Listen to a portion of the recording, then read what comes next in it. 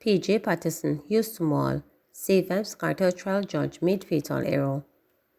Former Prime Minister of Jamaica P.J. Patterson has weighed in on the surrounding incident recently, ruling of the Judicial Committee of the Privy Council to squash the murder of convictions of Adidja Vybz Kartel Palmer and his co-defendants. A joint statement from Patterson and Hugh Smalling, both of whom are King's Counsels, upbraided the decision of the judge trial to be continued with the trial despite the apparent jury misconduct. The judgment of the Privy Council in the case popularly called for Vybz Kartel appeal has attracted attention because the Privy Council ruled that the Jamaican judges at the appellate stage should have discharged all the jurors from continuing to try the accused person, the statement said. Patterson revealed that there was a special 1983 case that mirrored certain aspects of Vybz Kartel's case as it relates to the treatment of a contaminated jury pool. Neither of the trial judge, Justice Lennox Campbell, nor the three judges who heard the appeal from the ruling and verdict were apparently aware that there was a judge of the Court of Appeal of Jamaica in 1983 that ruled in similar circumstances that the duty of the court was to discharge the entire jury and ordered a new trial, this statement said. Patterson and Small agreed with their assessment using the case of the Gleaner Company Limited and John Hurd versus Michael Manley to drive home their point. Both Small and Patterson had both appeared as counsel of the plaintiff Manley in the libel case. At the trial, Justice U.D. Garden, after 3 weeks of evidence, discharged a foreman as a special juror that was hearing evidence in the libel case in which Manley claimed damages for an article written by John Hurd and published by the Gleaner. The statement read, JTA says crime has gotten out of control. President of the Jamaica Teachers Association, JTA, Leighton Johnson, says crime has gotten out of control to the point where classes are being disrupted. Last week, some schools in Grange Hill, Westmoreland, were forced to dismiss classes and resort to online learning due to an upsurge in crime in the community and threats from gunmen. Speaking at a launch at the Christiana High School Police Youth Club on Monday, Mr. Johnson stated that the country's crime rate is worrying. He said schools have to be requesting resources to ensure the safety of students and staff. Mr. Johnson said Jamaica's crime rate must be lowered and more emphasis must be placed on conflict resolution. Schools in Jamaica were never bothered by the fact that the compounds were open, because the compounds were a safe haven, a space for growth and development for every member within our society, within the community. Now, schools have to be battling with the Ministry of Education to get funding to enclose their perimeters because of the fear that it will be overrun with criminality and hoodlums who have no decency and civility. As a nation, it is sad at this time, at this juncture, where we have a crime rate that is rivaling any country that has a civil war. The number of persons who are murdered senselessly each year rivals that of nations that have a broken democracy. New police commissioner says JCF must move past negativism and self-defeat. Police Commissioner Dr. Kevin Blake says the Jamaica Constabulary Force JCF must move past negativism and self-defeat in order to curb crime. Dr. Blake said the complex social phenomena of crime, security and public safety is a tough business. He notes the daily challenge of maintaining law and order, stating that despite harsh and sometimes unfair criticism from some quarters, the majority of Jamaicans love the police.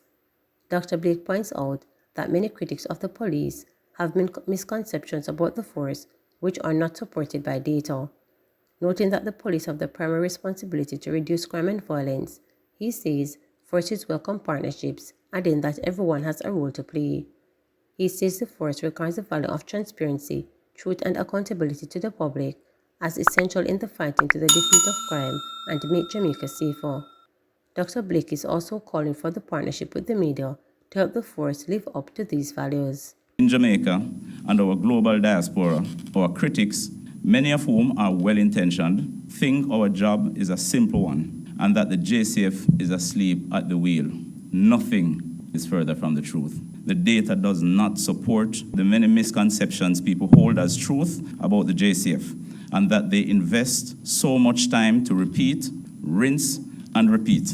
If we say we want to slay this crime monster that threatens to ruin the fabric of our society, then we must be prepared to move past the negativism and the useless rhetoric of self-defeat. We must be prepared to have a shared understanding and an accurate definition of the nature and scope of the problem we all want to solve. Make no mistake, the Jamaica Constabulary Force is the agency of the state with the primary responsibility for the reduction of crime and violence in Jamaica. The buck stops with us. Ladies and gentlemen, transparency and accountability are the cornerstones of our approach. We will work tirelessly to maintain the highest standards of professionalism, ensuring that our actions are just, fair, and in the best interests of the communities we serve. Education Ministry to scale up literacy numeracy programs. The Ministry of Education and Youth says it will be seeking to scale up literacy intervention programs in schools across Jamaica. According to a release on Monday, the Jamaica Multi-Indicator Cluster Survey 2022 Situation of Women and Children, launched on Friday, March 15, at the University of the West Indies Regional Headquarters in St. Andrew, reported that the level at which students aged 7 and 14 are performing in numeracy and literacy is worrying.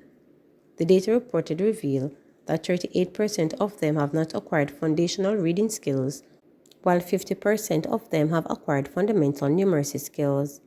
Portfolio Minister Favor Williams pointed out that 225 schools were identified to be operating at an unsatisfactory level by the National Education Inspectorate, and in response, the ministry targeted those schools with literacy programs. The programs implemented in oral read, respond, oral write, and creative language-based learning. We've been piloting these initiatives, and we are very happy with the results because we are able to move children 2 and 3 grades level in a short period of time. There are programs that we really need to scale up so that more of our schools have them, Williams noted. In this aggregation of the data, the might report that about 4 out of every 5 children, or 82% ages 7 to 14, living in the richest household, demonstrated fundamental reading skills, compared to less than half of the 47% of children living in the poorest households. Similarly, 1/3 or 33% of children ages 7 to 14 living in the poorest households demonstrated fundamental numeracy skills, compared to 2/3 or 66% of the children living in the richest households. The mix was carried out by the Plan Institute of Jamaica in collaboration with the United Nations Children's Fund, International American Development Bank, and Statistical Institute of Jamaica as part of the Global MICE program.